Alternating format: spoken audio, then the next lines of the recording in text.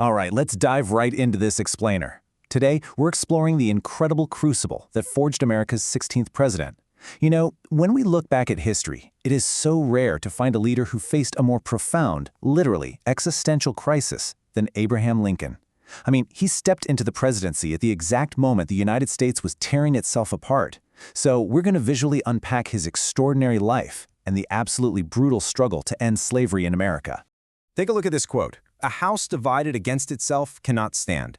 These prophetic words perfectly capture the immense tension that was just tearing the country apart right before the 1860 election. Lincoln actually delivered this famous line during his 1858 campaign for the Illinois Senate. He was running against his great rival, Stephen Douglas. And here's the thing, even though Lincoln ultimately lost that Senate race, this precise phrasing instantly elevated him to the national stage. He recognized, way before many of his peers, that the nation simply couldn't survive permanently half slave and half free. It was gonna have to become all one thing or all the other. So that brings us to a massive question. Did the Southern states overreact to his election? And could the Civil War have been prevented? We have to start by asking ourselves the exact same hard question historians debate to this day. Really, it's the core question of our entire explainer. For decades, the North had been rapidly industrializing, expanding its urban population, while the South's economy remained heavily agricultural and deeply, deeply reliant on the institution of slavery. By 1860, this growing estrangement, it had reached a total boiling point. Was Lincoln's rise the ultimate cause of the war, or was it just the final spark in a powder keg that had been filling up for generations? Well, to understand that, look at this breakdown of the 1860 election. The political fracture was so severe that Lincoln, who was really a political outsider opposing the expansion of slavery, he managed to win the presidency with less than 40% of the popular vote. Crazy, right? The Democratic Party had literally split into two during their conventions. You had Northern Democrats backing Stephen Douglas and Southern Democrats backing John Breckinridge. And then another candidate, John Bell, jumped in just to try and preserve the Union. Because those three pro-slavery or compromise candidates completely split over 60% of the vote, Lincoln slipped right through to become the 16th president. It was, hands down, the most divided election in American history. And this unprecedented political victory is even more staggering when you trace Lincoln's origins.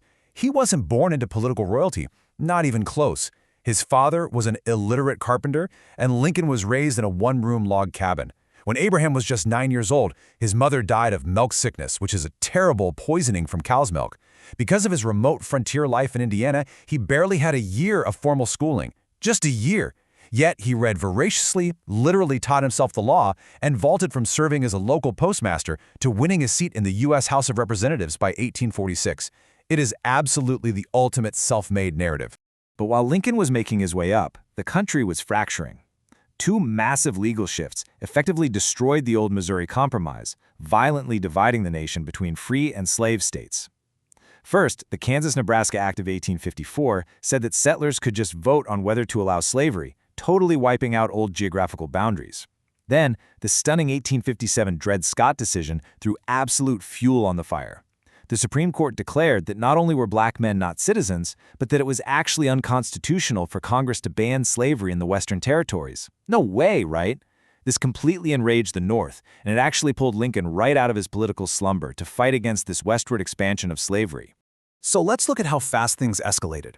Within mere weeks of Lincoln's victory in 1860, the catalyst for war ignited. South Carolina just bailed on the Union, followed rapidly by the Deep South. The Southern states fully believed Lincoln was a radical threat to their slave-owning economy. Now, Lincoln took office begging for reconciliation. He told the nation, "We are not enemies, but friends." But by April 1861, Confederate forces bombarded the Union garrison at Fort Sumter. When Lincoln responded by calling up 75,000 militiamen to suppress the rebellion, the Upper South seceded too. The war was officially on. And it did not start well for the North. Instead of the quick victories Lincoln needed to prove the Confederacy was just an illegitimate rebellion, he was subjected to this agonizing carousel of cautious or just downright ineffective Union generals. I mean, look at this track record. Union forces got routed at Bull Run. Then Lincoln brought in General George McClellan, who built a great army but was agonizingly slow and completely failed in the Peninsular Campaign. Next, General Burnside took over, marched his men straight into a slaughter at Fredericksburg, taking 13,000 casualties. And then, Fighting Joe Hooker got completely outmaneuvered at Chancellorsville by Robert E. Lee. It was an absolute disaster for the Union. My God, what will the country say? You can really feel the profound melancholy weighing on Lincoln here. He cried this out after the defeat at Chancellorsville, and it shows a man pushed to his absolute mental and emotional limits. Because, crushed by these military blunders on the battlefield, Lincoln was simultaneously fighting a devastating tragedy at home. He suffered from what they called melancholy back then, basically clinical depression today. His wife, Mary, was so devastated by the tragic typhoid death of their young son, Willie, that she literally took to her bed for weeks. The immense burden of leading a failing war effort while grieving his child, it took a devastating physical and psychological toll on him. Desperate for a turning point, Lincoln radically shifted his entire strategy. Following the bloodbath at Antietam in late 1862, which, finally gave the North a defensive victory, Lincoln seized the moment to issue the Emancipation Proclamation. He cleverly framed it as a military necessity, while crucially authorizing the formation of black Union regiments. He had actually been waiting for a win, so this wouldn't just look like an act of desperation. By signing this on New Year's Day, 1863, Lincoln fundamentally changed the whole nature of the conflict. It wasn't just about putting down a rebellion anymore. It became a war to end slavery.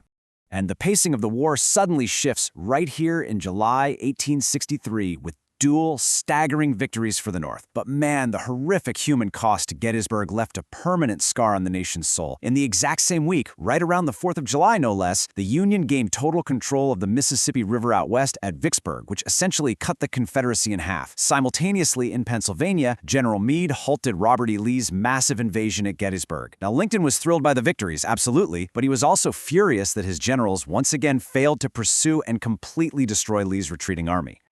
To try and make sense of that horrific human cost, Lincoln delivered what is arguably the most famous speech in American history that November. At the dedication of the battlefield cemetery at Gettysburg, in just 272 words, think about how short that is, Lincoln brilliantly redefined the very purpose of the war. He shifted the goal from merely preserving the Union to fundamentally ensuring human equality. He tied the brutal sacrifices of those soldiers directly back to the Declaration of Independence, promising that the fallen had not died in vain and envisioning an entirely new birth of freedom for America.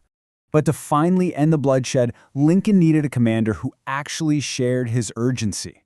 In March 1864, he finally found his man in Ulysses S. Grant. Grant abandoned all that slow maneuvering for relentless grinding pressure. His strategy was brutal, but it was effective. Coordinate massive, simultaneous attacks to prevent the South from moving the reinforcements around. Now, it meant unimaginable casualties. Grant lost 32,000 men in just 2 weeks at one point, but Lincoln backed him. He knew this was the only way to break the Confederate army's back once and for all. From there, the path to victory accelerated at breathtaking speed. By the summer of 1864, Lincoln actually thought he was going to lose his re-election campaign because the war was just dragging on so bloodily. But then, General Sherman captured Atlanta.